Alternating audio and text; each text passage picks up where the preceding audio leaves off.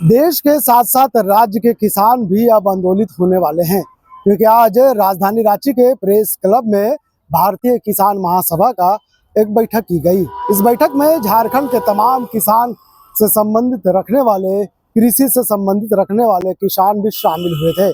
उन्होंने बैठक के दौरान केंद्र सरकार के खिलाफ बिगुल फूंकने का दम भरा है और कहा है कि जिस तरह से केंद्र की सरकार ने किसानों के खिलाफ तमाम चीजें अब ला रही है, उससे कहीं ना कहीं देश के साथ साथ झारखंड के किसान भी नाराज है।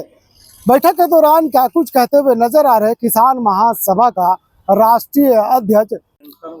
केंद्र सरकार की नीतियों के चलते किसानों का हालत खस्ता है। सबसे पहली बात जो है, कारपोरेट इंटरेस्ट के लिए किसानों को बलि पर सरकार चढ़ा रही है और इसके लिए झारखंड राज्य में विस्थापन की समस्या बहुत गंभीर बन चुकी है। आज तक 45 लाख से ज्यादा लोग बेदखल कर किए जा चुके हैं, ना जिनको कोई अधिकार है, ना जिनके पास कोई कागज है। और ये लोगों के लिए एक कमीशन बनाना जाना चाहिए। और अभी जो नोटिफाइड किए हैं बहुत सारे भूमि अधिग्रहण के मामले, उनको तुरंत रोका जाना चाहिए।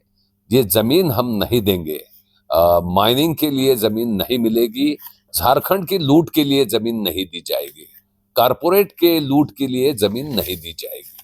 और उस दिशा में हम आंदोलन की तैयारी में किसान सभा काम कर रही है। इसी के साथ में किसानों के अन्य मुद्दे हैं। इंडो यूएस ट्रेड डील बना करके किसानों को बर्बाद करने पर केंद्र सरकार तुली है। केंद्र सरकार ने एमएसपी की लीगल गारंटी का कानून किसान आंदोलन के आश्वासन के बावजूद भी नहीं दिया है। खाद इंपोर्ट 7% कम करके खाद की बड़ी किल्लत किसानों को किल्लत में डाल दिया है।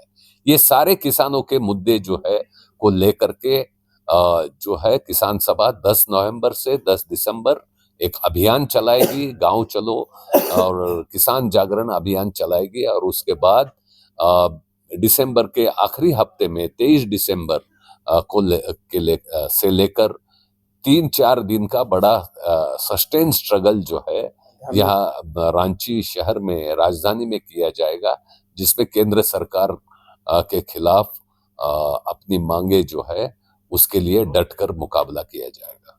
सरकार मोदी सरकार जो है ये किसानों के साथ दुश्मनी करने वाला सरकार है। ये नाम सरकार की नाम किसानों का लेती है, लेकिन पैसा अदानी अंबानी के जेब में पहुंच जाती है। जैसा फसल बीमा का नाम लेती है, रिलायंस जनरल इंश्योरेंस का लाभ हो जाता है। वो सोलर पंप सेट अनुदान में देने का नाम लेती है, अदानी के सोलर का फायदा हो जाता है। कोई भी सरकार की नीति जो है वो किसानों के लाभ में नहीं है। इधर खाद की 84,000 करोड़ से ज्यादा सब्सिडी हटा दी गई है और इंश्योरेंस को सब्सिडी दी गई है।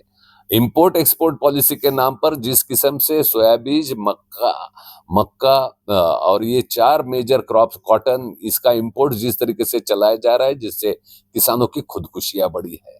किसानों को ऋण जो है वो नहीं मिल रहा है और ऋण माफी का वादा भी केंद्र सरकार जो है खुद अमल नहीं कर रही है।